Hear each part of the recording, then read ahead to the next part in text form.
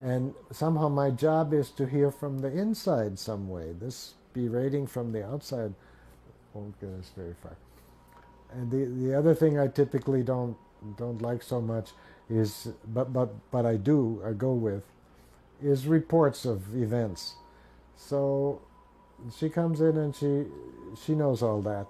She comes in and she sits a while quietly, and then she says, "Well, I better get work out of the way," meaning implicitly, I know you're not so excited about that, and I also know that I'm going to spend half the hour just telling about, but somehow I can't get it out of the way unless I do this. Yes, I have to tell you this. And there again, one way of talking about the implicit is it's always there.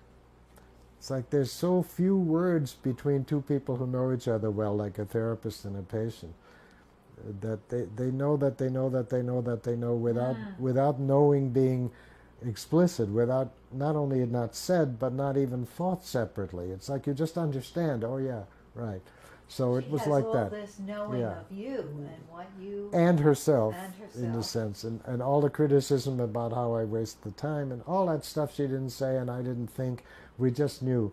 Okay, so then she tells me this longish story, the upshot of which is that she's very disappointed in this young guy who's worked for her for a year. She's in a sort of middle range position in the company because she's been pushing him and she's been championing him and defending him and trying to get him a better salary and a better position. And just because he didn't, something happened, he was very unpleasant with her, and she saw a side of him that she didn't know he had. And and I don't remember what I said, but I said something like it hurt or you were disappointed or something or other. And then typically for me, I would have said, you felt it, didn't you? Or you felt it here, or where did you feel it? Or can you feel it in your body? But I don't remember saying that. But somehow, and I don't know how, she's got her hands over her heart and she's saying, it's here. So then it was important to me to see if I couldn't keep her here instead of going back up there and attacking herself. And I said something, I don't know what, and she said, well, I can be the same with him from now on, but it won't be quite the same.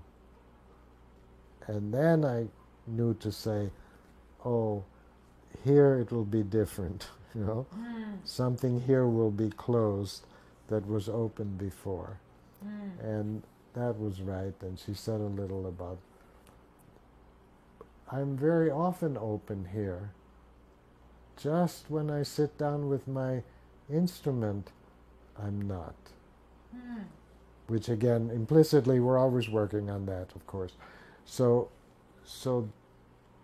then I felt that we were hearing from the inside place.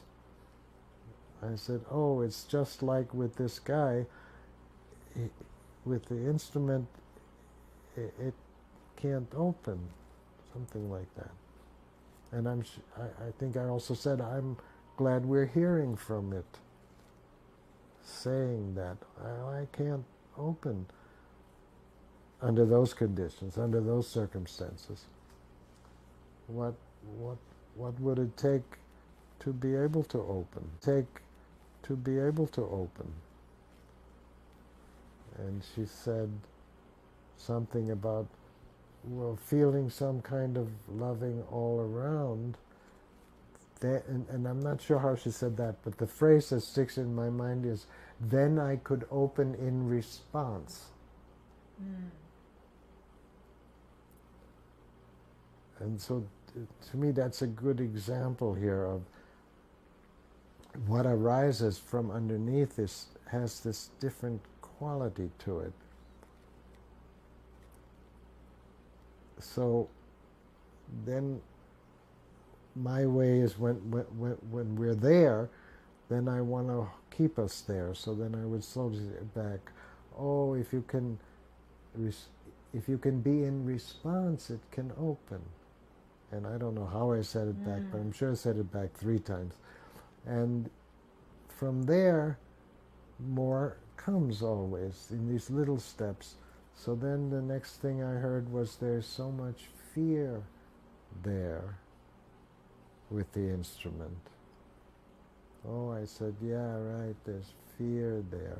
And it's not that we didn't know for several months upstairs that she's scared some way. We said that. But it's very different to say, you know, what am I afraid of? Am I afraid of ridicule? Am I afraid of not performing properly? I must be afraid of something. Say, oh, there's so much fear there. She was sensing it right then. Yes, yes.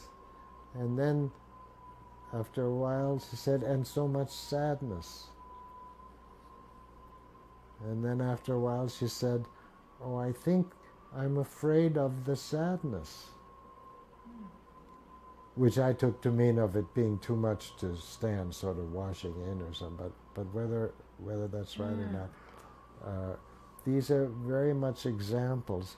And again, upstairs as psychologists, we find it easy to say, oh, the fear might be of the sadness, or the sadness might be because of what you missed because of the fear, or the fear might be of judgment, and the sadness.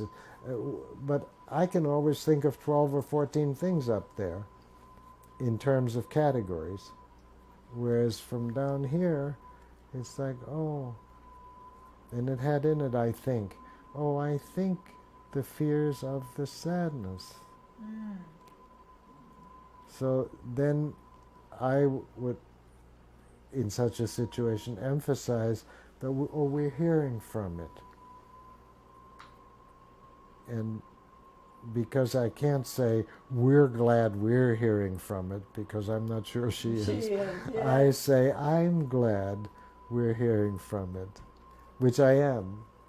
And I'm glad it's speaking to us, and it's saying, with that much fear and sadness, I can't open. But if I had something like loving around me, then I could. And I say it in that kind of tone, very quietly, like you don't want to disturb something. And I don't know if that indicates, but at least to sum up, I want to say, in any given moment, for any given individual, the implicit is a different place than what you say from up here. It's a genuinely different system in that sense. And hearing from it, even if the content is the same as what you said upstairs, it's very different, and it has different possibilities. And among the possibilities is always the life forward possibility. There's always and again, any words I use are just words, so you have to feel with me what I'm trying to say here with my hands, sort of. It always wants to live. And no matter how angry it is and how self-destructive it talks and how everything else, there's always the life forwardness. Just like if you hold your breath, it always wants to inhale and exhale. And so there is always going to be something that will take us further in the life direction. And the other things that come, well, we have to acknowledge them. We have to say, oh yes, that's right. Here's all that sadness. And here's the fear, and yeah, but we're hearing from it saying, if I had something around me, I could open. That's all she said, but implicit in it is, I would want to, or it would want to, or it says it would like to. Okay. She is opening in the moment. Oh yes. Oh yeah. This is your point. No, go ahead and make it more. I know you. Well, my point that in your tone, in your surround, Yes. there is that love. Yes. And she is opening. Yes. Because she is responding. Yes. And the two of you together are responding. That's right. To me, yeah. Relationality, to me, is in the implicit. So implicit in here is our relationship. Implicit in here is that certainly to some extent, I think a very real extent, she is being surrounded by a lover. Yes, yes. And that probably helped that come and say, if I were, I would. Mm-hmm.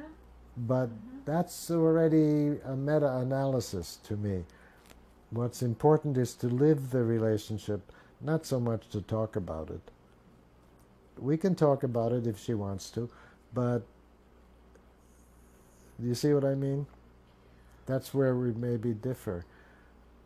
I'm very aware of the quality of the relating. It needs to feel like this, smooth and together. And the minute something disturbs it, I say, wait, what was that? Or I said something wrong, didn't I? Or something. So if it bumps, I don't ignore that for sure. Then I need to bring it up. But if we're going smoothly together, I don't.